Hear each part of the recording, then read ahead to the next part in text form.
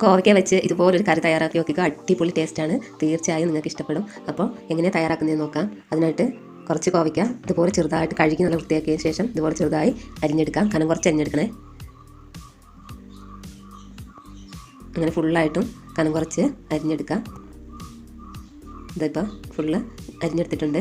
ഇനി അതിലേക്ക് മസാലപ്പൊടികൾ ചേർത്ത് കൊടുക്കണം. അതിനായിട്ട് മുളക് പൊടി ഒരു 1.5 ടീസ്പൂൺ മുളക് പൊടി ചേർത്ത് കൊടുക്കാം. ഇനി അതിലേക്ക് 1/4 ടീസ്പൂൺ മഞ്ഞൾപ്പൊടി കൂടെ ചേർത്ത് കൊടുക്കുകയാണ്. ഇനി ആവശ്യത്തിന് ഉപ്പ് കൂടെ ചേർത്ത് കൊടുക്കാം. ഇനി അല്പം വെളിച്ചെണ്ണ കൂടെ ചേർത്ത് മിക്സാക്കി എടുക്കാൻ വേണ്ടിയാണ്. വെള്ളം ചേർക്കേണ്ട ആവശ്യമില്ല. ഇനി അത് നന്നായിട്ട് ആ പൊടികൾ അതിലേക്ക് ഫുള്ള് തിരുമ്മി പിടിപ്പിച്ചെടുക്കുക. ഇനി തേങ്ങാപ്പാലിന് ആവശ്യമായിട്ടുള്ള കുറച്ച് തേങ്ങ മിക്സിയുടെ ജാറിലൊന്ന് അടിച്ചെടുക്കുക. വെള്ളവും ചേർത്ത് അത് പിഴിഞ്ഞെടുത്തിട്ടുണ്ട്. ഇത്രയും ഐറ്റംസാണ് ഇതിന് വേണ്ടത്. ഇനി നേരത്തെ മസാല വരട്ടി വെച്ച കോവയ്ക്ക എണ്ണയിലൊന്ന് ഫ്രൈ ചെയ്തെടുക്കണേ. അന്നപ്പോഴത്തേന് അത് ഫ്രൈ ആയി വരുമ്പോഴത്തേന് ചെറിയുള്ളി, വെളുത്തുള്ളി, ഇഞ്ചി ഇവ ഒരു മിക്സിയുടെ ജാറിലേക്കൊന്ന് ചതച്ചെടുക്കാം. ഇതാ ഇപ്പോൾ കോവയ്ക്ക ഫ്രൈ ആയി വന്നിട്ടുണ്ടെങ്കിൽ അത് കോരി മാറ്റാം.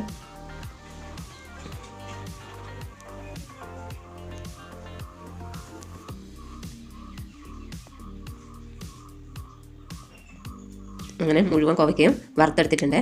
ഇനി അതേ എണ്ണയിലേക്ക് തന്നെ കടുക് ഇട്ട് കൊടുക്കാം. എണ്ണ കരിഞ്ഞതല്ല കേട്ടോ, മസാല ഇട്ടതിൻ്റെ ഇതാണ്. കോവയ്ക്ക വറുത്തെടുത്തതിൻ്റെ ഇനി അതിലേക്ക് കടുക് പൊട്ടിയതിന് ശേഷം നേരത്തെ ചതച്ച ഉള്ളി, ചെറിയുള്ളി, വെളുത്തുള്ളി, ഇഞ്ചി അവ ചേർത്ത് കൊടുക്കാം. എന്നിട്ട് ഒന്ന് വഴറ്റിയെടുക്കുകയാണ്. ഇനി വഴന്ന് വരുമ്പോൾ അതിലേക്ക് ഒരു പച്ചമുളക് ചെറുതായി അരിഞ്ഞതും കൂടെ ചേർത്ത് കൊടുത്തിട്ടുണ്ട്. ഇനി അതിലേക്ക് ചെറുതായി കട്ട് ചെയ്ത് വെച്ച ഒരു ചെറിയ തക്കാളി ചേർത്ത് കൊടുക്കാം. ഇട്ടൊന്ന് വഴറ്റി കൊടുക്കാം. വഴന്ന് വരുമ്പോൾ കറിവേപ്പില ഇട്ട് കൊടുത്തിട്ടുണ്ട്.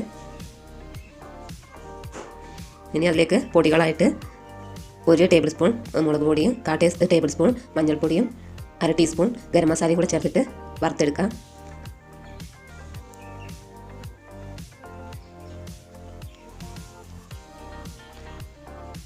അങ്ങനെ അതിൻ്റെ പച്ചമണം മാറിയതിന് ശേഷം അതിലേക്ക് നേരത്തെ തയ്യാറാക്കി വെച്ച കോവയ്ക്ക കൂടെ ചേർത്ത് കൊടുക്കുകയാണ്.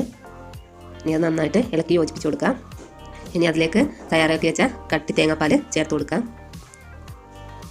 അതും ചേർത്ത് നന്നായിട്ട് ഇളക്കി യോജിപ്പിച്ച് കൊടുക്കാം. ചെറിയൊരു ചൂടാകുമ്പോഴത്തേന് വാങ്ങി വെക്കാവേ. ചെറുതായിട്ടൊന്ന് ചൂടായാൽ മതി. അപ്പോൾ അടിപൊളി കോവയ്ക്ക കൊണ്ടുള്ള കറി തയ്യാറായിട്ടുണ്ട്. നല്ല ടേസ്റ്റാണ്. ചോറിന് ഇത് മാത്രം മതി. അപ്പോൾ ഇഷ്ടപ്പെട്ടാൽ സപ്പോർട്ട് ചെയ്യാൻ മറക്കല്ലേ. Thanks for watching.